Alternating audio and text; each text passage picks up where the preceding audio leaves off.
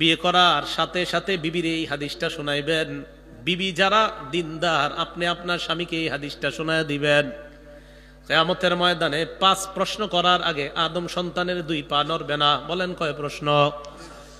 1 number, আন উমরিহি ফিমা আফনা, জীবন কোন কাজে কাটাইছো। 2 নাম্বার, আন শাবাবিহি ফিমা আবলা, যৌবন কোন কাজে কাটাইছো। 3 নাম্বার, ওয়ান মালিহি মিন আইনা ইকতাসাবা, সম্পদ কি হালাল পথে কামাই করেছো নাকি হারাম পথে কামাই করেছো। 4 নাম্বার, ওয়াফিমা আনফাকা, সম্পদ কি হালাল পথে ব্যয় করেছো নাকি হারাম পথে ব্যয় করেছো। এটা একটু বুঝেন। 3 নাম্বার হালাল পথে কামাই না হারাম পথে। 4 নাম্বার হালাল পথে ব্যয় না হারাম পথে ব্যয়। এখন কথার কথা, 3 নাম্বারটা আপনি হালাল পথেই কামাই করছেন, 4 নাম্বার হারাম পথে ব্যয় করছেন, তাও সর্বনাশ।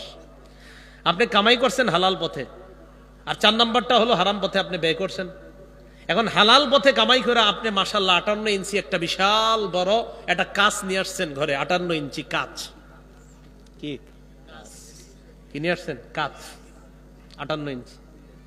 এই 58 ইঞ্চি কাচের মধ্যে এখন একটা দরজা খুলে দিয়েছেন। এই দরজায় প্রতিনিয়ত রাত্রে খাবার খাওয়ার পর স্বামী স্ত্রী ছেলে মেয়ে একসাথে বসে তারা পারিবারিক বন্ধন অটুট রাখার জন্য নাটক সিনেমা দেখে।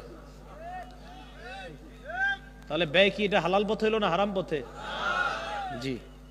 তো 3 নাম্বার টাকা কোন পথে কামাই করছেন। 4 নাম্বার হালাল পথে ব্যয় করছেন না হারাম পথে।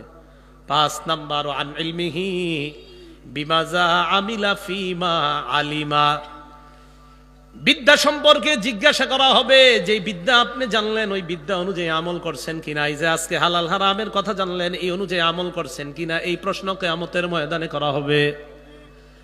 নবীজি বলেন এই 5 প্রশ্ন করার আগে আদম সন্তানের 2 পা জায়গা থেকে নড়বে না।